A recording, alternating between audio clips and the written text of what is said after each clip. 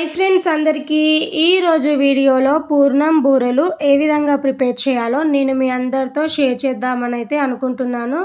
ఒక్కసారి నేను చెప్పినట్టు ట్రై చేయండి. ఫస్ట్ టైం చేసే వాళ్ళు కూడా చాలా టేస్టీగానైతే ప్రిపేర్ చేయగలుగుతారు. సో అప్పటికప్పుడు ఏమైనా స్వీట్ తినాలి అని అనిపించింది అనుకోండి, నేనైతే అప్పుడప్పుడు ఇట్లా పూర్ణం బూరెలు అయితే చేస్తానన్నమాట. ఇట్లా చేసిండనుకోండి నాతో పాటు మా ఇంట్లో వాళ్ళందరికీ చాలా ఇష్టం అన్నమాట. బొబ్బట్లన్నా కానీ లేదంటే ఈ విధంగా పూర్ణం బూరెలన్నా కానీ మా వాళ్ళకైతే ఫేవరెట్.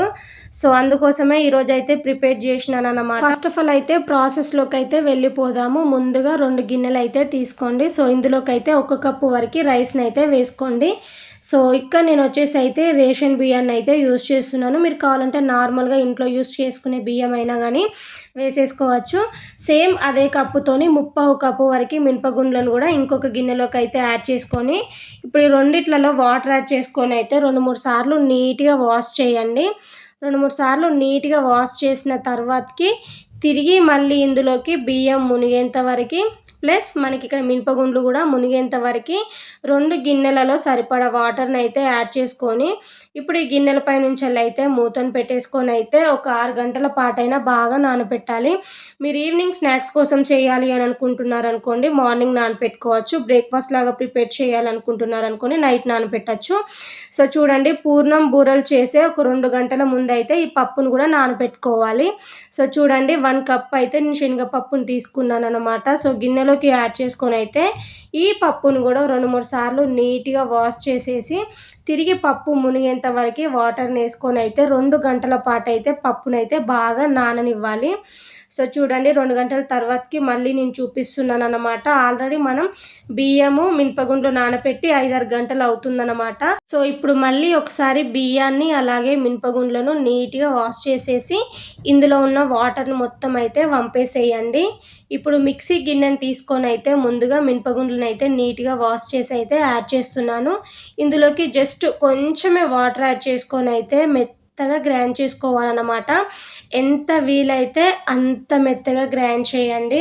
సో చూడండి, నేనైతే మినపగుండ్లను అయితే ఈ విధంగా మెత్తగానైతే గ్రైండ్ చేశాను. చూడండి, ఇలా గ్రైండ్ చేసిన ఈ పిండిని మొత్తం ఏదైనా ఒక గిన్నెలోకి అయితే ట్రాన్స్ఫర్ చేసుకున్నాం అనుకోండి సరిపోతుంది. ఇప్పుడు అదే మిక్సీ గిన్నెలోకి అయితే బియ్యాన్ని కూడా యాడ్ చేసుకోవాలి. సో బియ్యంలో ఉన్న వాటర్ మొత్తం వంపేసి అయితే బియ్యాన్ని అయితే మిక్సీ గిన్నెలోకి యాడ్ చేసుకొని జస్ట్ కొంచెం వాటర్ వేసుకొని అయితే మరీ మెత్తగా కాకుండా కొంచెం బరక తెలిసేటట్టు అయితే మిక్సీ పట్టండి. బియ్యం ఎప్పుడైనా కానీ కొంచెం బరక తెలిసేటట్టు మిక్సీ పడితే మనకి పూర్ణం బూరెలు అనేవి పైన క్రిస్పీగా బాగా వస్తాయి అన్నమాట. సో అందుకోసమే నేను నానబెట్టేటప్పుడు సపరేట్ నానబెట్టి సపరేట్ మిక్సీ పడుతున్నాను అన్నమాట. ఒక్కసారి నేను చెప్పినట్టు ఇట్లా సపరేట్ నానబెట్టి అయితే మిక్సీ పట్టి వేయండి, టేస్ట్ చాలా బాగుంటుంది. ఇప్పుడు ఇందులోకి అయితే చిటికెడంతా సాల్ట్ని అయితే వేసేసినాను. ఇప్పుడు ఇందులోకి 2 టీ స్పూన్ల చక్కెరని అయితే వేస్తున్నాను. ఈ విధంగా చక్కెర వేయడం వలన మనకి పూర్ణం పైన మనం ఈ లేయర్ వేస్తాము కదా, మనకి కొంచెం స్వీట్గా ఉంటే బాగుంటుంది. ప్లస్ చక్కెర వేస్ట్ చేయడం వలన పూర్ణం బూరెలు అనేవి కలర్ చాలా మంచిగా వస్తాయి అన్నమాట. ఇప్పుడు చక్కెర వేసిన తర్వాతకి మొత్తం కలిసేలాగా మిక్స్ చేసేసి దీనిపైనుంచి మూతను పెట్టుకొని అయితే ఒక 10-20 నిమిషాల పాటు అయినా కానీ పక్కన పెట్టేసుకోండి.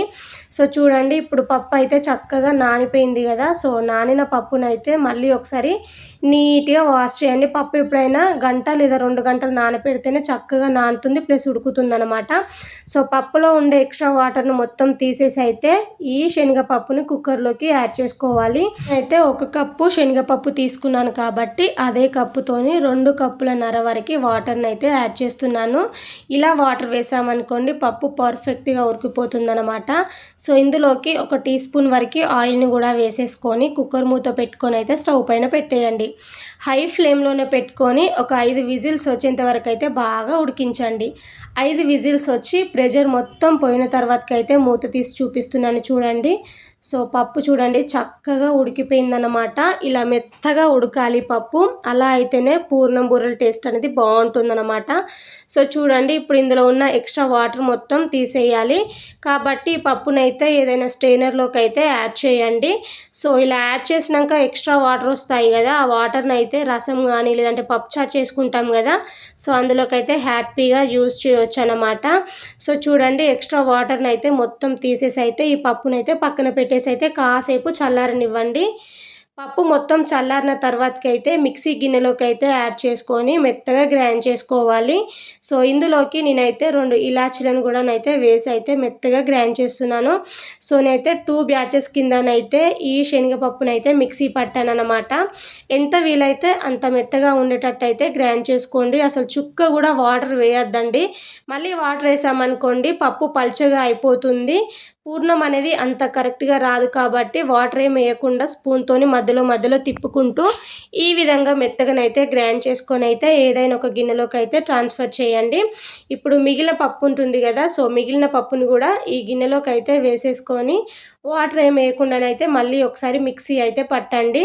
కాస్త ఇది మిక్సీ పట్టేటప్పుడు టైం అనేది కొంచెం ఎక్కువగానే పడుతుంది. వాటర్ ఏమి వేయకుండా మిక్సీ పట్టాలి కాబట్టి స్పూన్‌తోని తిప్పుకుంటూ మరి మెత్తగా గ్రైండ్ చేసి అయితే పక్కన పెట్టేసుకోండి. ఇప్పుడు స్టవ్ ఆన్ చేసి గిన్నెను పెట్టుకొని అయితే ఇందులోకి 1 కప్పు వరకు బెల్లం తురుమునైతే వేసేసుకోవాలి. సో, బెల్లం తొందరగా కరగడం కోసం అయితే 2 టీ స్పూన్ల వాటర్నైతే వేసుకోండి. వాటర్నైనా వేసుకోవచ్చు, లేకపోతే నెయ్యినైనా యాడ్ చేసుకోవచ్చు అన్నమాట.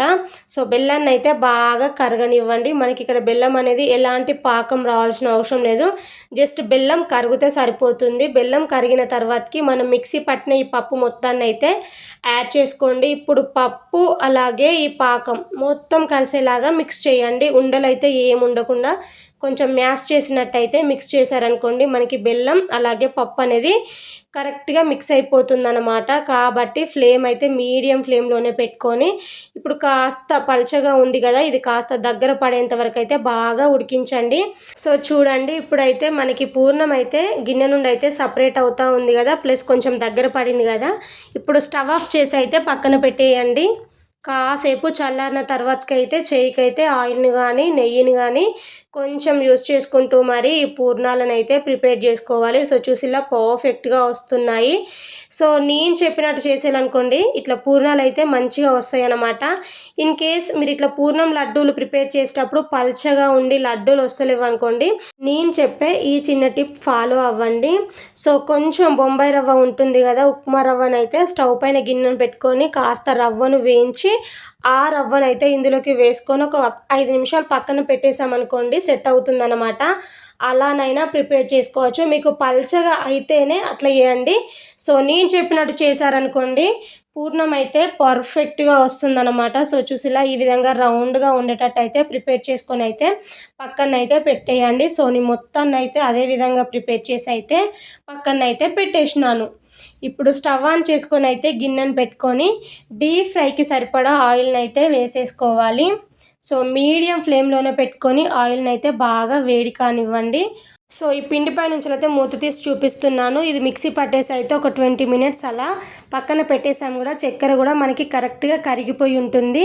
సో, కొంచెం థిక్గా అయినట్టు అనిపిస్తుందండి. అందుకోసమే కొంచెం వాటర్ని వేసి అయితే ఇందులోకి జస్ట్ 1/2 టీ స్పూన్ వరకు వంట సోడాని అయితే వేస్తున్నాను.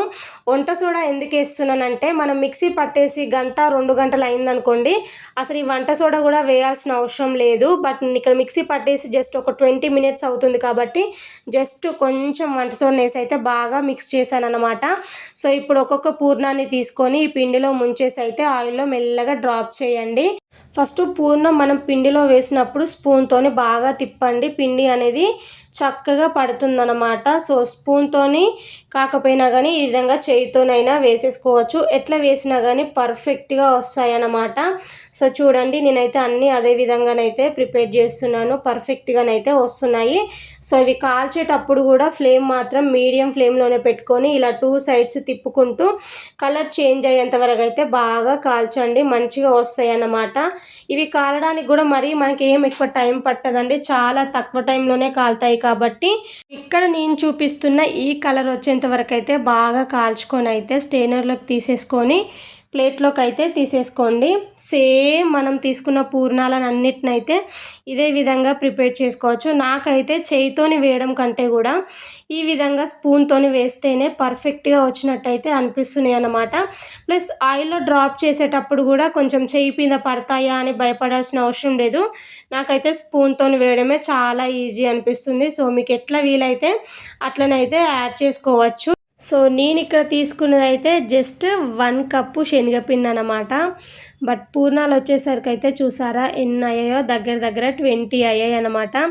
జస్ట్ 1 కప్పు పిండితోనే ఇన్ని చేసేసుకొని హ్యాపీగా మనము మన ఫ్యామిలీ అయితే తినేయొచ్చు. అసలు టేస్ట్ అయితే నెక్స్ట్ లెవెల్ అంటే నెక్స్ట్ లెవెల్. నాకైతే పూర్ణం బూరెలు లోపల కొంచెం స్టఫింగ్ ఎక్కువగా ఉంటేనే ఇష్టం కాబట్టి నేనైతే పైన కోట్ చేస్తాము కదా పిండి, అందుకోసమే కొంచెం తక్కువ అంటే కొంచెం పల్చగా చేసి అయితే వేసినాను అనమాట. నాకు స్టఫింగ్ ఎక్కువ ఉంటేనే ఇష్టం కాబట్టి ఈ విధంగానైతే ప్రిపేర్ చేశాను. చాలా అంటే చాలా బాగున్నాయండి. ఒక్కసారి నేను చెప్పినట్టు కూడా మీరు ట్రై చేస్తారని అనుకుంటున్నాను.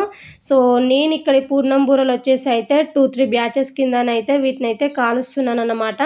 సో ఫైనల్లీ ఇంకేముందండి, మనం ఎదురు చూస్తున్న పూర్ణం బూరెలు అయితే కంప్లీట్ అయిపోయాయి.